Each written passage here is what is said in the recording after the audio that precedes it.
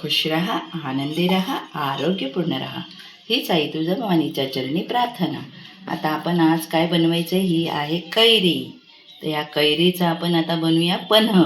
जे चैत्र महिन्यामध्ये चैत्र गौरला आवडतं ते पन्ह बनवूया आपण. चला आता आपण हे कुकरमध्ये ठेवूया आणि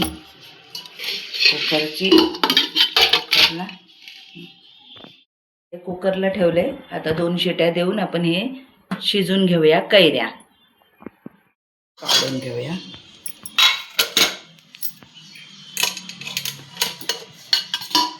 असं झालं. आता हे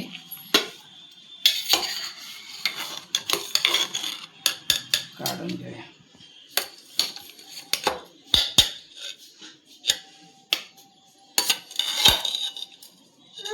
आता याची साल सोलून घेऊया. याची बाजूला काढून घ्यायची. हे असं काढून घ्यायचं. तर वरचं साल आल्हाद निघून गेलं नाही का, पटकन निघालं. आता याच्यावरचं हे सगळं आपल्याला काढून घ्यायचं. गरम आहे, थंड झाल्यावर अजून निघून जाईल. असं सगळं हे काढून घ्यायचं. छान कैऱ्या होत्या. ती म्हटलीच पन्ह्याला छान आहेत म्हणे, घेऊन जा. छान असं सगळं काढून घ्यायचं याच्यातलं पल्स. असं हे काढून घ्यायचं पूर्ण.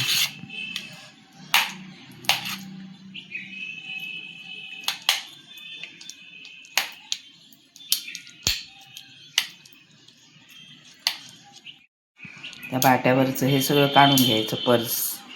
हा सगळा पल्स आपण काढून घेतला. हे बघ, है ना.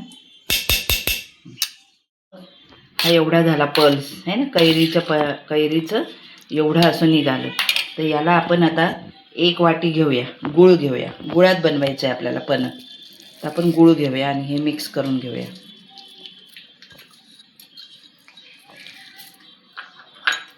मिक्सरला लावलं तरी चालतं, पण आपण याच्यात घेऊया.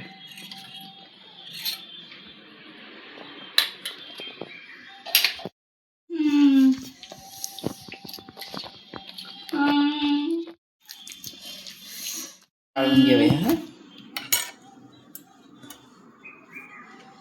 म्हणजे गुळाचं किंवा कैरीचं काही राहिली असेल तर ते मग एकत्र होऊन जाईल. असं आता आपण काढून हा सगळा काढूया आपण.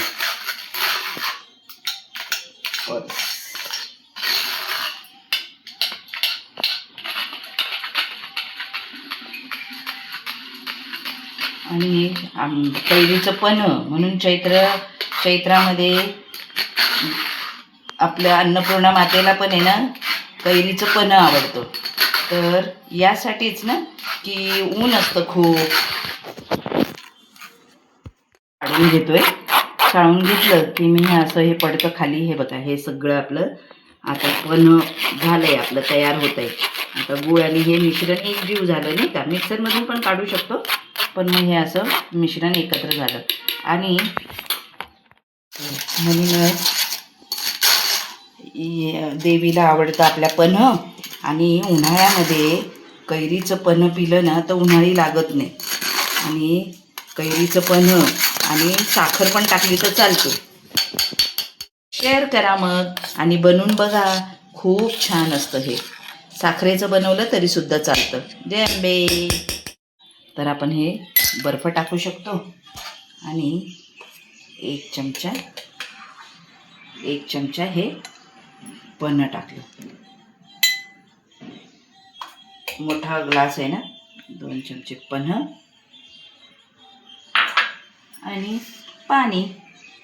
फ्रीजमधलं पाहिजे असेल तर फ्रीजमधलं किंवा माठातलं पाणी घेतलं तरी चालतं.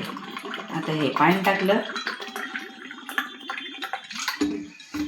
आणि छान असं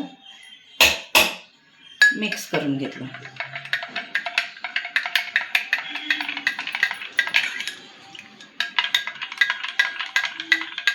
झालं की नाही आपलं पन्ह तयार.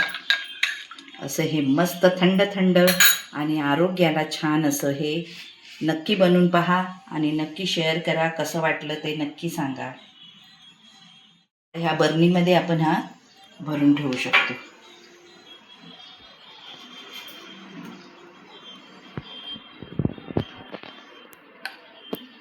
हा असा भरून ठेवला की आपल्याला जेव्हा पाहिजे तेव्हा मग घ्यायचा आणि पण बनवायचं. झालं.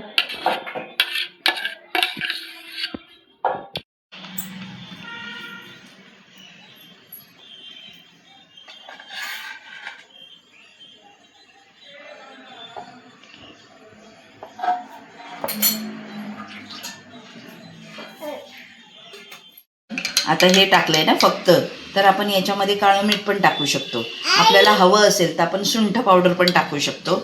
असं करून आपण हे वेगळं असं एक पण करू शकतो की याच्यामध्ये आपण सुंठ पावडर थोडीशी आणि काळं मीठ थोडंसं असं टाकून पण आपण बनवू शकतो. पण आता आपण हा असा बनवलाय. फक्त काय टाकलंय आपण, वेलची पावडर टाकले आणि हे कैरीचं काढलेला सगळा पल्स तो.